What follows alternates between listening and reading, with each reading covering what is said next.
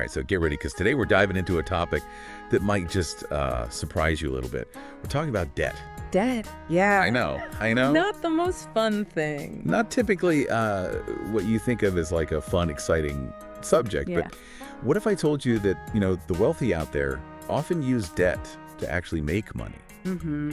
We're going to be unpacking some strategies from this video. It's called 5 Ways Rich People Make Money with Debt. Okay.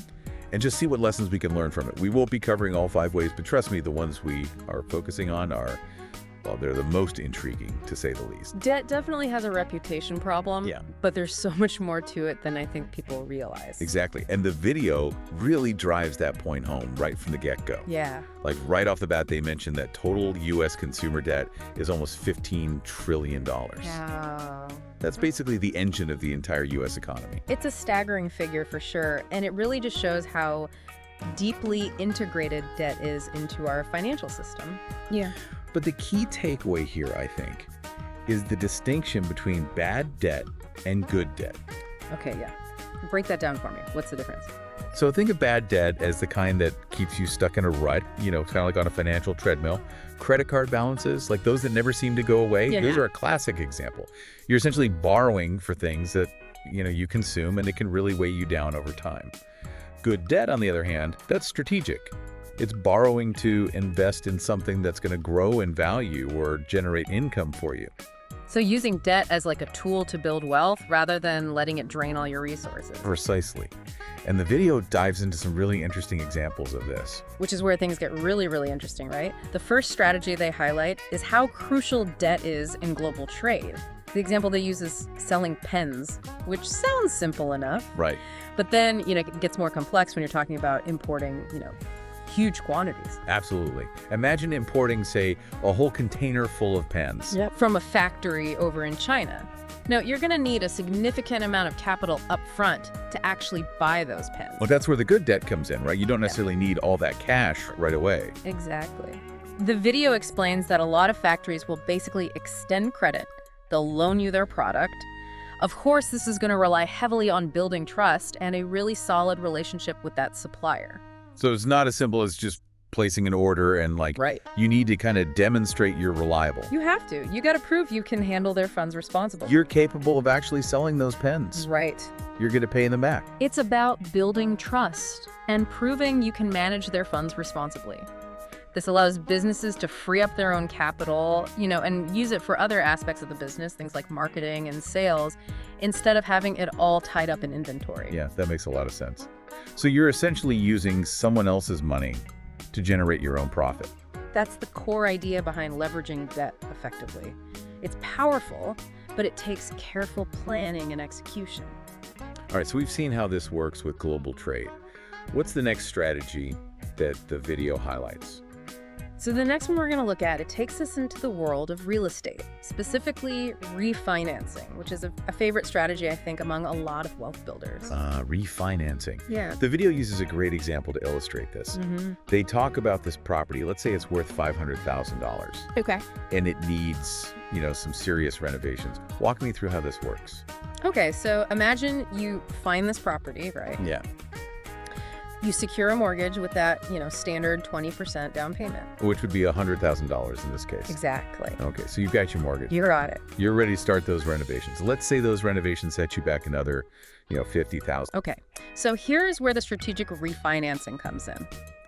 After the renovations are all done, assuming you've done them well, the property's market value, it should have increased, right? Right. Let's say it jumps up to, $700,000. Got it. So the property is now worth significantly more than what you initially paid for it. Exactly. And that's when you go back to the bank and refinance that mortgage. Now remember, your initial mortgage, that was for 80% of the original value, which is $400,000. Right. But now at the increased value, 80% is $560,000. That's right.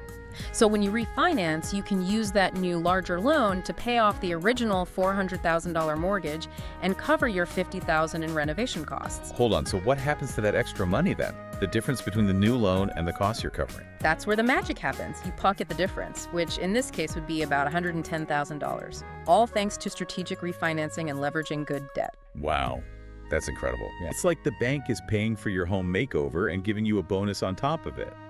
Refinancing seems like such a powerful tool, but are there any risks or red flags that our listeners should be aware of when considering this strategy?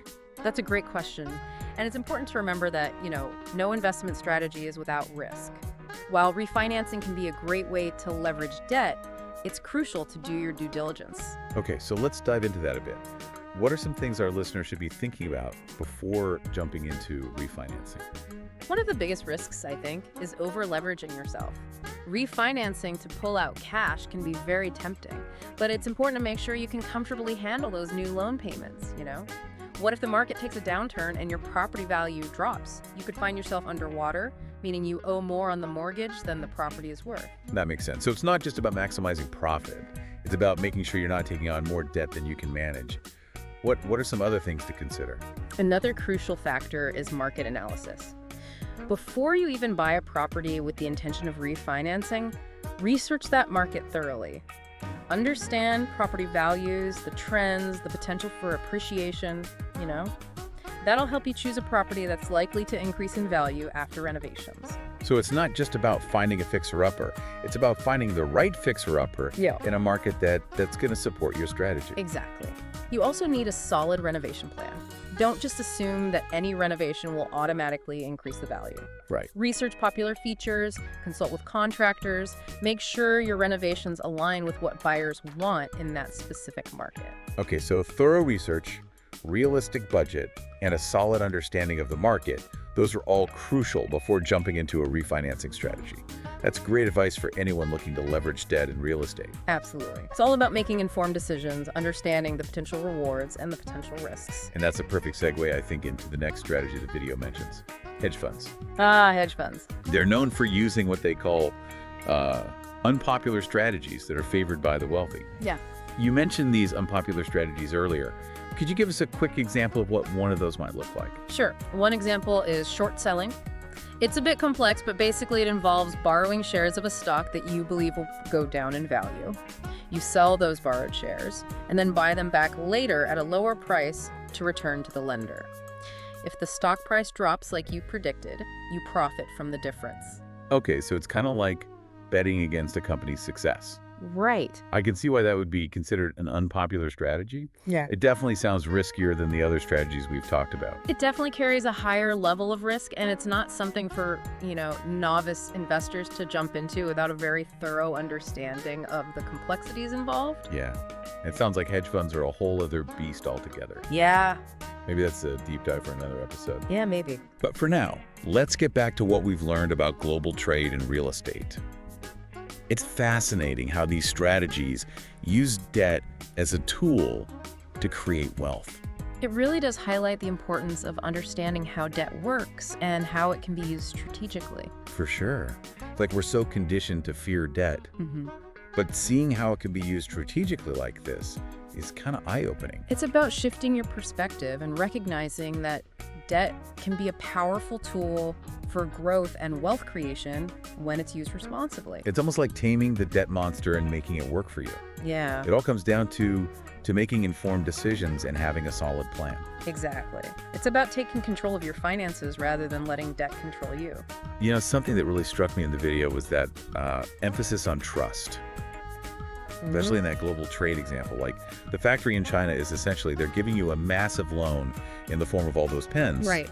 And it all hinges on this trust that you'll make good on your end of the deal. Absolutely. Trust is fundamental in, any financial transaction where debt is involved.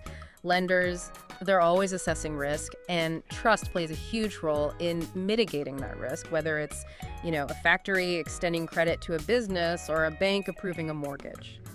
Yeah.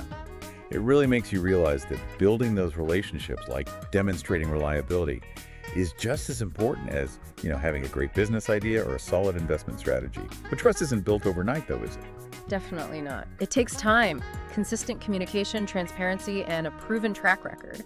Lenders want to see that you're a responsible borrower, that you honor your commitments. You're not going to disappear with your pens. Right. You're not going to default on your mortgage. Exactly. It's about showing them that you can handle their money responsibly. And that brings us back to this idea of good debt being strategic. It's not just about borrowing money. It's about borrowing for the right reasons with a clear plan for how you're going to use that debt to generate a return and ultimately pay it back. Right. And that plan needs to include like a realistic assessment of the risks involved. Because even with the best intentions, things don't always go according to plan, right? You're absolutely right. No investment strategy is foolproof. Even when you're being strategic with debt, there's always a degree of risk involved. Like in that real estate refinancing example. What if the renovations, what if they don't increase the property value as much as you expected? Or what if you can't find tenants to generate that rental income? Those are all valid concerns, and that's why due diligence is so important. Thorough research, a solid understanding of the market, and a realistic budget. Those are all essential for minimizing risk. It seems like experience plays a big role too, right? Like the more you learn about a particular market or industry, the better equipped you are to make those informed decisions. Absolutely. Knowledge is power, especially when it comes to finance.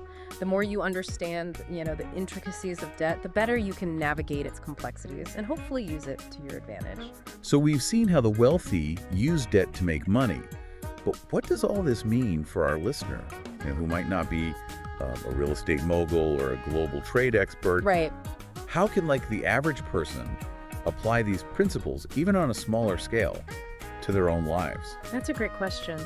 And while we can't offer specific financial advice here, I think the key takeaway is that debt is not inherently bad. It's a tool. Right.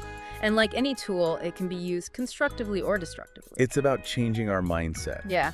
Right? We're so used to thinking of debt as this big, scary monster, but maybe it's more like a powerful creature that can be tamed and trained to work for you. I love that analogy. It really highlights the importance of financial literacy. Understanding how debt works, both the risks and its potential, is crucial for making smart decisions. It's like having a map and compass when you're exploring unfamiliar territory. Right. You might encounter some rough terrain, but you'll be better equipped to find your way. That's a great analogy. And just like any journey, it's important to have a destination in mind. Have those financial goals in place. That'll help guide your decisions and determine how you might use debt, if at all. We've focused on real estate and business as examples of using good debt. Yeah. But these principles, they can apply to other areas of life as well, right? Absolutely. Think about education, for example. Investing in your skills and knowledge, through higher education or some type of training, that can be a form of good debt as well. Because you're essentially investing in yourself, right? In your future earning potential. Precisely. You're borrowing money to acquire those skills, acquire that knowledge that will hopefully lead to higher income down the road. It's a calculated risk, of course, but one that can pay off, really well. And even on a smaller scale, there are ways to use debt strategically. The video briefly mentions using a low-interest loan to consolidate high-interest credit card debt. That sounds like a smart move. It can be. If you're struggling with high credit card balances, consolidating them into a lower interest loan can definitely simplify your payments, and you'll save money on interest charges in the long run. So it's about being intentional, making sure that the debt that you take on, it aligns with your overall financial goals, and it helps you actually move closer to those goals. Exactly. It's about taking control of your finances and making debt work for you rather than the other way around. You mentioned LTV earlier, which stands for loan-to-value ratio. Yeah. For our listener who might not be familiar with that term, could you quickly explain what that means in simple terms? Sure. The loan-to-value ratio is basically a measure of how much you're borrowing compared to the value of the asset that you're using as collateral. So, for example, if you're buying a house for, let's say, $200,000, and you're putting down a 20% down payment, which would be $40,000, you're borrowing $160,000. Your LTV would be 80% because you're borrowing 80% of the home's value. Lenders use LTV to assess risk. Generally, the lower your LTV, the less risky you appear to the lender, which can often translate to better loan terms and interest rates. That makes sense. So the more you put down up front, the lower your LTV and the better your chances of getting more favorable loan terms. Exactly. It's another way to think strategically about debt and how to use it to your advantage. Okay, so we've covered a lot of ground here. We've debunked the myth that all debt is bad. We've explored how the wealthy leverage debt to build wealth, and hopefully empowered our listeners to view debt through a new lens. What stands out to you from all this? For me, the biggest takeaway is that the power of perspective. Debt, it often gets demonized, But when you understand how it works and how it can be used strategically, it can become a really powerful tool for achieving your goals. It's like we're so conditioned to fear debt. Mm-hmm. But maybe it's more about respecting it, understanding its potential, and using it wisely. That's a great way to put it. It's about approaching debt with knowledge and intention rather than fear and avoidance. It's about moving from that mindset of debt is bad to debt can be a tool as long as you use it carefully and strategically. Exactly. It's about taking control of your finances rather than letting debt control you. Yeah, it really is a powerful shift in thinking. Something that really stuck with me from the video was that statistic about the U.S. economy essentially running on debt. Right. It kind of makes you realize how deeply ingrained debt is in our whole financial system. It's a system that can be both beneficial and risky, depending on how we navigate it. That's why I think financial literacy is just so crucial these days. It's about empowering yourself with the knowledge to make good decisions and avoid some of those common pitfalls that people fall into. Absolutely. We've talked about how the wealthy, how they leverage debt to their advantage. Mm-hmm. So for our listener, what are some actionable steps that they can take to start applying these principles, maybe even just on a smaller scale, to their own finances? Well, I think a great place to start is just assess your current situation. Yeah. Take a look at your income, your expenses, and any existing debt you have. Okay. From there, you can start setting some clear financial goals. Do you want to save for a down payment on a house? Pay off high-interest credit card debt? Invest in your education or a business venture? Mm-hmm. Once you've got those goals in mind, you can start exploring how good debt might actually help you achieve them. That makes a lot of sense. Yeah. It's like creating a roadmap for your financial journey. Exactly. And as you start looking into different options, remember to do your research, compare terms from different lenders, and don't hesitate to reach out to a financial advisor or seek guidance from reputable sources if you need a little extra help. There's tons of resources available these days, like financial advisors, online courses, even podcasts, Yeah. They can all provide really valuable insights. It's about empowering yourself with knowledge Mm-hmm. and making informed decisions that align with your unique circumstances and goals. Absolutely. And remember, it's a journey, not a race. Right. Start with small steps, celebrate your progress, and don't be afraid to ask for help along the way. Well said. All right, folks, that's a wrap on another deep dive. We explored the often misunderstood world of debt, debunked some common myths, and hopefully inspired you to view it through a new lens. It's been a really great conversation, and I hope our listener has gained some valuable insights into how debt can be used strategically, to achieve their own financial goals. Me too. And remember, even if you're not ready to jump into the deep end of good debt, just being aware of these strategies can change the way you think about money, and empower you to make more informed decisions. Until next time, keep exploring, keep learning, and keep diving deep. Yeah. See you next time, fellow deep divers. Yeah.